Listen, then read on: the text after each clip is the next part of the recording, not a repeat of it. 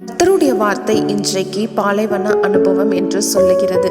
இந்த அனுபவத்தை நம்ம எல்லாரும் நம்ம லைஃப்ல அனுபவிச்சிருப்போங்க.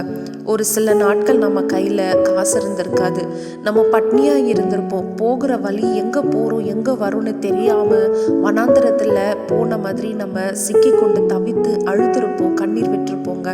ஆமாம், கர்த்தர் இன்றைக்கு என்ன தெரியுமா சொல்லுகிறாரு? நிச்சயமாக நமக்கு ஒரு முடிவு உண்டு.